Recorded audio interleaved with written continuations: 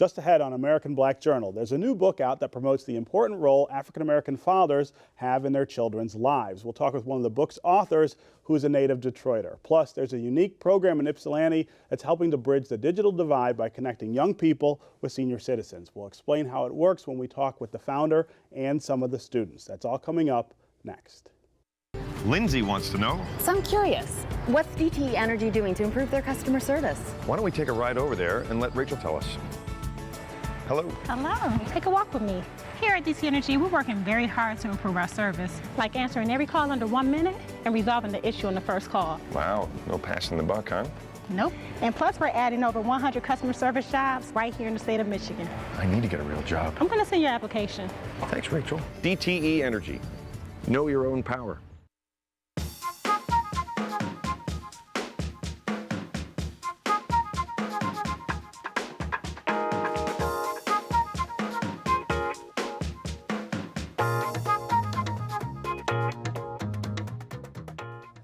Welcome to American Black Journal. I'm Stephen Henderson. We often hear about children who grow up without their fathers present in the home and how that can have a negative impact on their lives. So there's a new book out that hopes to reverse that trend and encourage more men to become engaged and loving fathers. The book offers uplifting stories of African-American men who've guided their children to success. The book is titled Dare to be Extraordinary, a collection of positive life lessons from African-American fathers. It's co-written by Leslie Gordon, who is a Chicago public relations executive and wife of the broadcast journalist and former host of this show, Ed Gordon.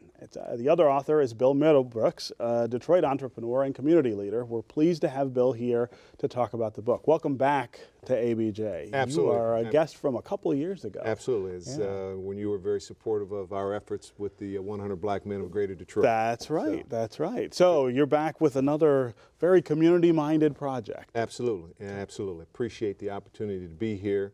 And again, unfortunately, Leslie was unable to be here, but without Leslie, there wouldn't be this book. Right, right. So tell me about the book. Where did the idea come from?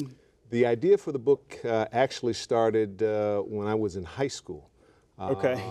My father, who would have been 97 June 4th of this year, would always say to me, you know, son, the only difference between leading an ordinary life and an extraordinary life is your willingness to do the extra in everything that you do. Right. And that quotation really stayed with me. And as I matured from a young man into an older, more responsible individual and a father, right. It was a quotation that guided me.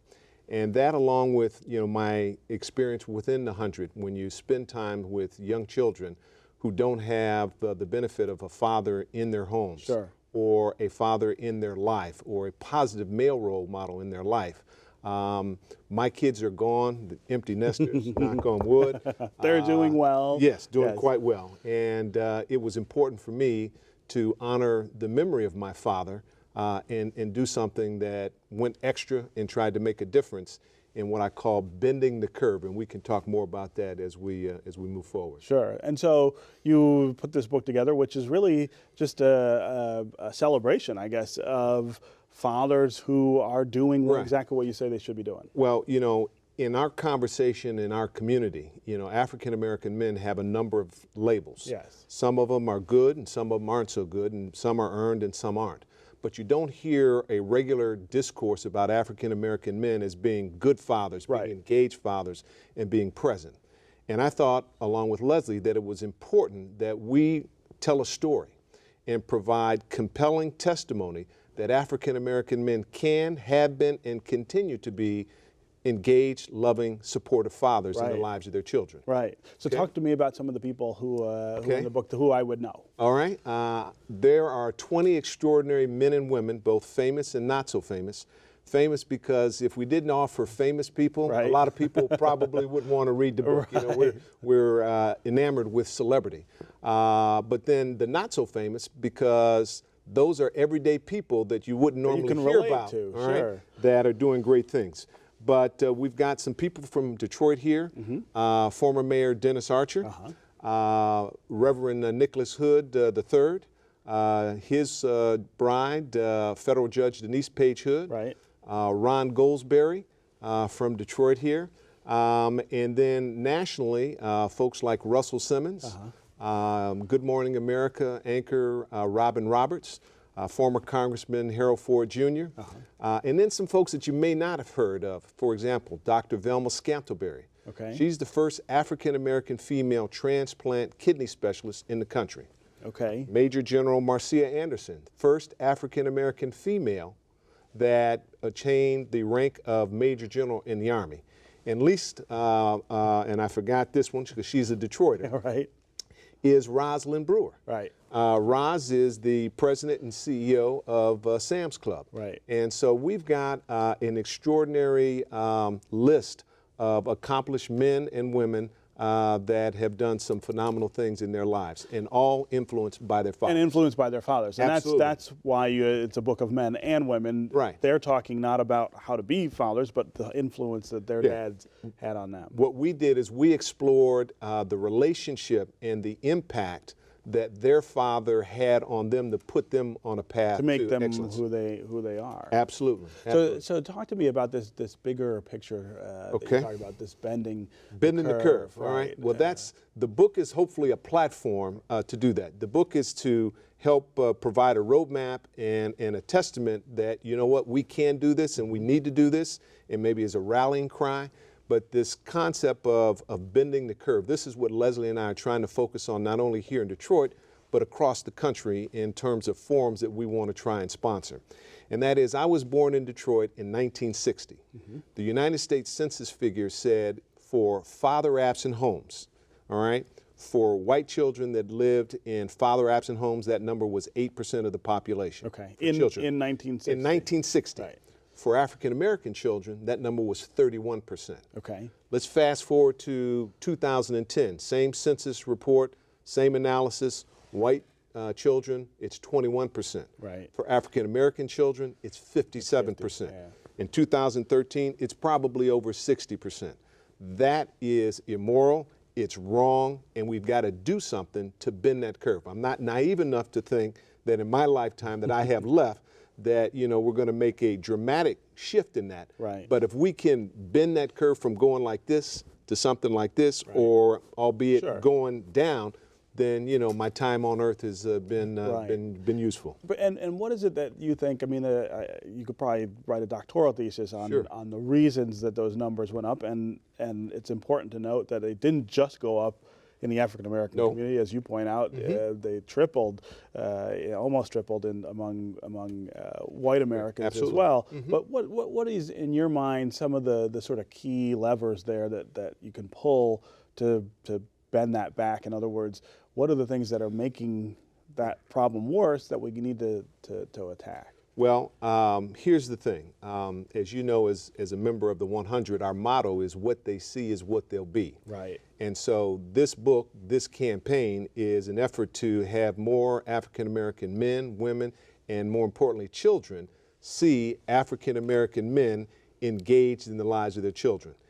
You don't have to be, you know, married to your child's mother. Right. There could be some, you know, drama between the two of you all, but that's not the kid's That doesn't fault. have anything to do with you as a father. Absolutely. That's right. Your responsibility, and that's what you see with these 20 individual men that we profiled, all right? They all come from diverse backgrounds economically, educationally, but they had one thing in common, Stephen, and that was we're going to be involved in our children's lives. Right. They're our children, we're responsible, and you see the results. Right.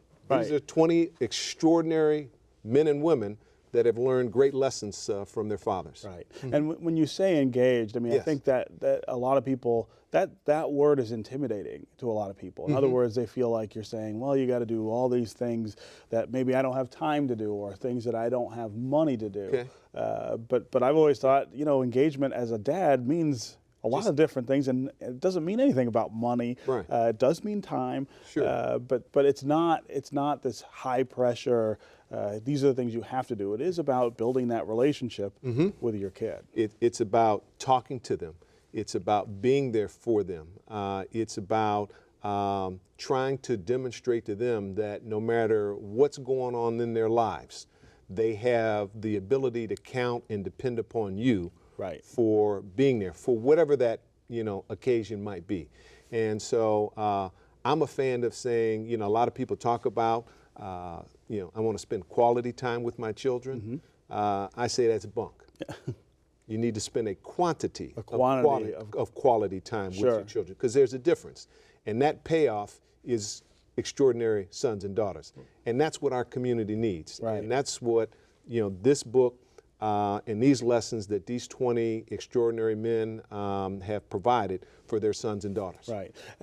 You mentioned that it doesn't matter if you're married to the mother of your children, you still can be involved. But it does seem, though, like one of the big problems, one of the big drivers here is that decline of marriage. And that's not just among African Americans, that's American society. Absolutely. Is that a place that we need to sort of emphasize too, that marriage matters in the family unit? Well, I am a big proponent of marriage, because I'm, you know, going to be celebrating on, you know, the 30th of this month, my 29th wedding anniversary. But our stories, if you look at them, not everybody had a Cliff and Claire Huxtable or a Ozzie and Harriet existence, all right? My own parents divorced when I was in high school. But I never felt that my father wasn't there. I spoke with my father every day. I saw my father literally every weekend, okay? And my parents never put me in between their stuff. Whatever it was, right. Never did my mother or my father denigrate one another in my presence, all right? And so they were still a team. They were still a team. Right. And it was, when you're with your mother, you need to do what your mother tells you to do, and vice versa. And so what I say to men, no matter what your relationship is, you don't have to be married, but you have to be a father. Right, you still got to step up and do those things. Absolutely. And what we hope to do is not only with the book, but with our website, which is at www.extraordinaryfathers.com. It's not enough just to tell fathers you need to be engaged, you need to be more responsible. We need to support them. Support them, and so in that website, Stephen, we have a number of free resources, you know, from counseling service, from medical, from legal, for financial, that, you know, men and women can draw upon. To learn and... Absolutely, absolutely. All right, great to have you here. Wonderful book, and good luck building it into an actual movement. I appreciate your support. Thank you very much. All right. Just ahead on American Black Journal, what happens when you combine young people, senior citizens, and computers? We'll tell you about a successful program that places children and teens in the role of teacher. That's coming up next.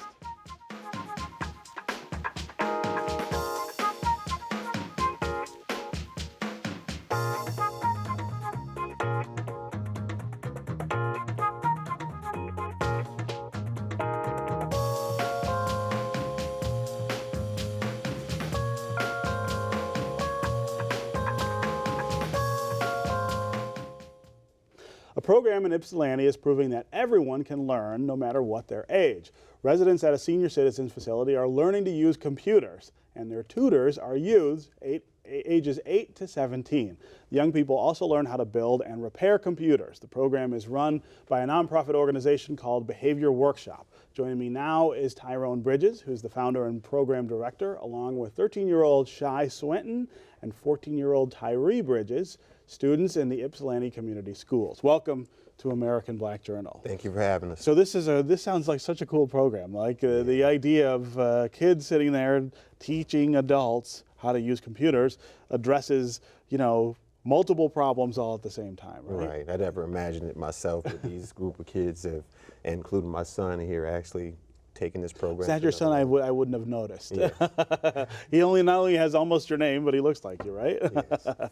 But the program, it's a pretty good program. It's a program, it's an intergenerational youth program where the students lead the program, and they actually started by fixing the computers that was at the senior facility that were down. It was 6 of them down. They fixed 4 out of 6, and then they decided to start the computer training program so the seniors could actually get involved, get connected to the web, find family that they haven't found, and just really enjoy life better than they had before. Right. So you're teaching kids how to repair computers. Is that something that, I mean, it's not something that most people would think kids are able to do, right? Right. Repairing computers, it's no real art to it, especially the hardware. The hardware is not a very hard to figure out. Once when you've seen one, you've seen them all, basically. Right, right. And kids, they learn so fast, and we want to give them an opportunity to explore anything that they want to in technology. Right. And so, but then you have to teach them how to teach, right? Right, Teach them right. how to teach older people to use the computers. Right, and actually, as you know, kids actually learn faster than we do. Well, yes, they do a lot. And they not only help the seniors with the computers, they help them with their cell phones and their iPads, laptops, and how to connect Right. online and everything. So it's a fast-growing technology, and the kids grow fast with them. Yeah. So Shai, tell me about how this program has been, and what have you learned while you've been doing it? I learned what things are inside computers, and Like what? What is inside a computer? I actually don't really know. I mean, I use a computer every day, all day at work, and I don't really know how they work. there's a motherboard, a hard drive, a power device. Uh-huh. And so you learned how these things all interact to let me use Microsoft Word or whatever on my screen. Yeah, Okay. And what's it like interacting with the senior citizens? it feels nice to help senior citizens because some of the people don't have family to visit them. Right, right. And so you're their contact with the outside world. Tyree, you're working with your dad in this program. How did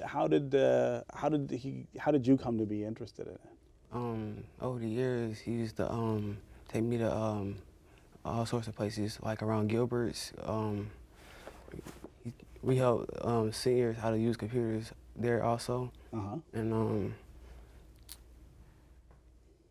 that's probably it. Yeah. So tell me about working with the seniors, though. That's got to be a lot of fun. Yeah, that brings joy to me because some seniors don't even have the opportunity to do that around their lifetime. Yeah, yeah. And here we're sort of bridging that digital divide. I mean, you see that very pronounced with the senior citizen population. A lot of them don't have access. I know that from my own mother, who's 70 years old. We bought her an iPad for her 70th birthday last year, and there's a lot of interaction that you just need to get her to use it. Right, and a lot of our newspapers and everything has been cut out, so a lot of seniors don't have a way, and also low-income families, they don't even have a way of finding out what's going on in the news. Say if there's a federal program that was available to help low-income families, senior citizens, and disabled residents, the public wouldn't really know, or the seniors, like in the senior facility, they would never know because they don't have that access to technology like most people would. Right. So that right there is like our biggest concerns, getting information to them that they need. Right. And for the kids, this is not part of the curriculum in the school. No. But maybe it should be, right? Right. This program, like I said, it came about by them. They put it together and decided to, this is something that these seniors really need, and we want to do it. Get them on Facebook, Twitter, all of that. So I'm just there basically documenting and videotaping and just enjoying them doing what they do. Right. What's that like with right now? I mean, Ypsilanti is a place that's not like Detroit exactly, but it's a place where we have a lot of needs, especially among young kids. I would imagine that a program like this really fills a need in their lives. Yes, yeah. At-risk youth it's more at-risk youth that we can imagine that are in desperate need for positive direction. The kids in our streets, in our community, a lot of them aren't doing the positive things versus the kids here in this CAPS program. And we're trying to give them opportunity and also show that you can teach a senior or you can teach someone older than you something positive as well. Right. So Shai, tell me about your favorite thing that's happened since you started this program. My favorite thing is meeting people and teaching them how to use things that they have never used before. And what about Tyrone says you guys came up with this program and it's sort of your thing. How's that interacting with the other kids in your school in a group that you are leading? They're missing out on all the fun. The kids who are not involved are missing out on all the fun. How many kids are in the program? It's a total of 6 right now that's in the program, and they've been the most dedicated ones in the program. And we're actually stretching out to get more kids. A lot of more kids are finding out that this is an opportunity that I'd love to be involved in. Right. And the seniors, you're going to senior centers around Ypsilanti too. Yes, yes. Currently, Melvin T. Walls Manor Senior Facility. One of the students actually taught the scrub nurse, the head scrub nurse, for the first open heart surgery in the U.S. And she was blessed by that. So, yeah, right. Right. It's a blessing into a blessing. So is this, Tyree, is this something that you think you might want to do as an adult? I mean, how interested are you in computers as maybe a career? It's a really good thing because It's okay. Take your time. you come back to me. Okay, we'll come back to you. I mean, I would imagine that that's got to be something you're thinking about too, is that this is a career opportunity for the kids, you know, to learn this at this age. It's almost something they have to learn, right? Right, right. Our program right now, like I said, it's a nonprofit organization. We have problems with getting funding. A lot of funding is not available. And by the kids being 13 years old and younger than 13, you know, we have to find some type of funding source to help this program go along, because we could start one at every facility, in every senior facility in the city of Ypsilanti and probably abroad. Yeah. Where does the funding for this come from? We have had some funding from the Ann Arbor Area Community Foundation, Walmart, Sam's Club, Myers. Also, we have had donations given to us by Finesse and Company, which done Shy's hair. Okay. And also a lot of the local businesses, Hobbs and Ypsilanti, they provide us meals. Yeah. Sidetracks, Happy's Pizza on Washtenaw in Ypsilanti, Domino's Pizza, and also Full House. A lot of people providing us meals and things like that, but we do need funding to run a program like this and have more beautiful kids that can actually. Right. Well, and you need equipment to work on, Yes. and to show the seniors on and things like that too. Right. Where does the equipment come from now? Well, actually, we have people. Well, we have seniors actually bringing equipment into us, parts from computers. We had a senior that brought in like a ton of computer parts and say, "Could you put me one together?" And our students put one together in 20 minutes. So we got, that's how we get parts. People donate parts to us. Not new ones, but they donate used ones and they still be able to be used. Yeah. Shy and Tyree, what do you feel like you learn from the seniors? I mean, you're teaching them how to use computers, but they're people who've been around a lot longer than you have. Tell me about some of the things you feel like you're learning from them. I'm learning like older things in history that they have went through, and like what they was doing when they were younger. Yeah. Yeah, and so you're talking to them about other things while you're fixing their computers. It's not just about the computers; it's about life, right? Yes. Yeah. What about you, Tyree? It's good to help them with the computers, and we also like to help connect to Facebook, and they can keep in touch with their families. Yeah, I mean that's a big deal. I'm still trying to get my mother onto Facebook. She's skeptical of it. She thinks somehow it's an invasion of her privacy. But for a lot of older people, that's a good way to keep track of your family and your friends, and when you can't be near them. Right. They've also helped a resident that had a stroke.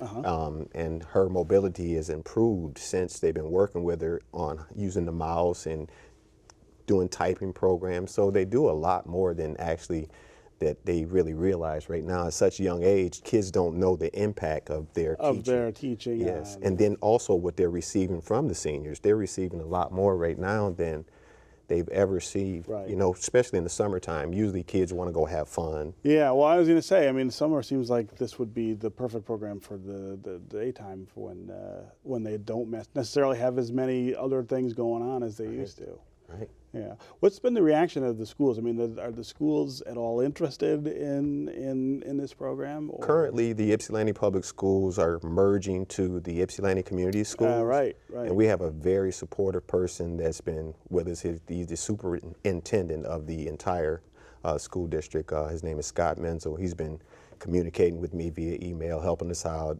I think they really have a real good charge about this program because these kids are showing other kids how to be leaders. Right. And how to do things independently on their own. Yeah, it's a good modeling inside the school. I mean, I would think that would be something they would maybe look at incorporating into the school curriculum, or at least into extracurriculars. That's right. All right. Well, thank you guys for being here. Good work, guys, on this program and working with the seniors. And good luck to you. Appreciate you for having us. Absolutely. Thanks for joining us. We'd love to hear what you thought about today's program and get your ideas for future shows. So connect with us on Facebook and on Twitter. We'll see you next time on American Black Journal.